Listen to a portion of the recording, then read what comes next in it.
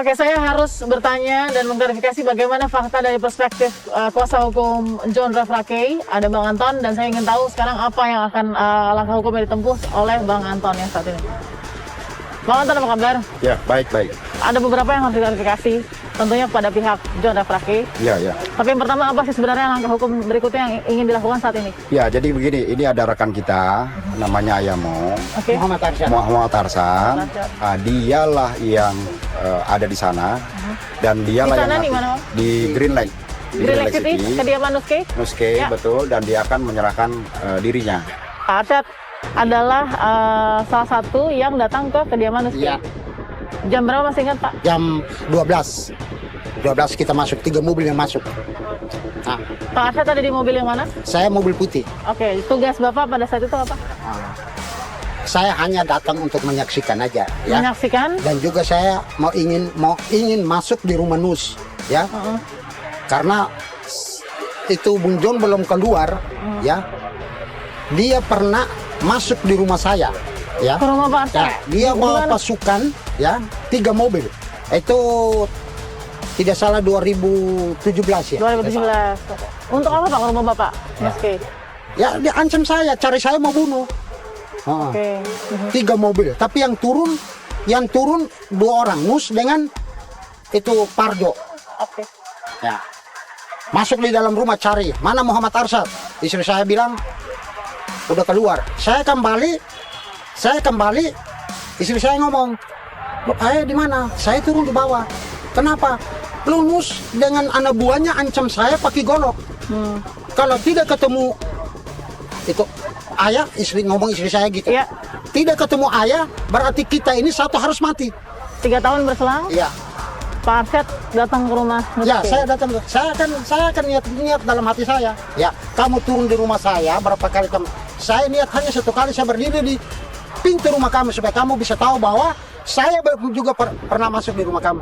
Pada saat itu tujuannya mau melakukan pengerusakan atau ada upaya kekerasan juga? Ya. Memang kalau ada dia, memang saya mengadakan kekerasan juga dengan dia. Kalau ada dia, Bapak sempat melakukan pengerusakan nggak? nggak pernah. Rumah pun tidak, mobil pun tidak. Jadi yang lain Ya, yang hanya rusak? pernah saya lempar bensin, Oh, 2 lempar. plastik. Oh, yang ada Yang ada itu. plastik kecil satu. Yang plastik kecil itu. Itu Bapak yang lempar? Nah, itu saya yang lempar. Buat apa Pak dilempar? Untuk saya niat untuk membakar mobil yang pernah turun di rumah saya. Kaki mobil itu pernah turun di rumah saya. Tapi lemparnya ke rumah? Saya tidak lempar ke rumah, saya lempar ke mobil. Oke. Yang masih ada tertinggal di mobil itu lemparan saya itu. Oke. Tapi tidak jadi dibakar? Ya, tidak jadi dibakar karena saya tidak jadi dibakar. Kenapa tidak jadi Ya. dibakar? Ya karena saya pikir juga tetangga-tetangga yang punya rumah Bisa terkena. ya, dia terkena. Oke. Sekarang Bapak mau menyerahkan diri? Iya. Kenapa Pak? Ya, saya harus berani saya harus bertanggung jawab. Pak Buhari, ini kan Pak Arsyad hanya berselang berapa hari ya? Kurang lebih 5 hari. Iya.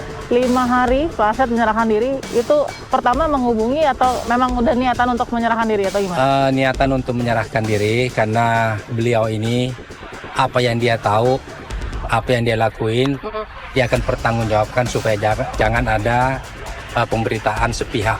Oke. Karena apa yang dia lakukan beliau ini, karena merasakan selama Bang John ini di LV Nusa Kambangan, beliau ini selalu diteror.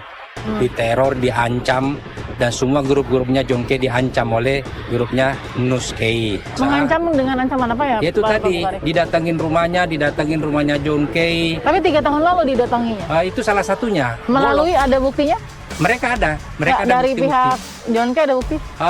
Bukti secara visual tidak ada. Bahwa diancam tidak ada Iya, buktinya? Oke. Tapi keterangan mereka tetangga-tetangga di situ yang sering melihat orang datang itu ada beberapa yang menyaksikan. Ancaman 2017 dan itu berlanjut Sampai ke tahun berapa? sampai keluarnya John K Desember kemarin. Jadi bahkan anak-anaknya dan segala macam itu diteror. Nah, inilah mungkin menjadi suatu pemicu Pak Arsyad. Pak Arsyad dan teman-temannya. Sebenarnya Jongke itu sudah cooling down, nggak mau lagi berbuat apa-apa. Oke. Ya kan, berhubung karena namanya manusia, Ya. kalau diomongin, dilaporin kan kuping panas juga. Ya Oke. sehingga mungkin disitulah muncul rasa ketidaksenangan. Oke. Rasa ketidaksenangan sehingga mungkin tidak ada istilahnya mengatakan bunuh dia, mungkin tidak bisa begitu. Ya Oke. mungkin dia bilang kasih pelajaran.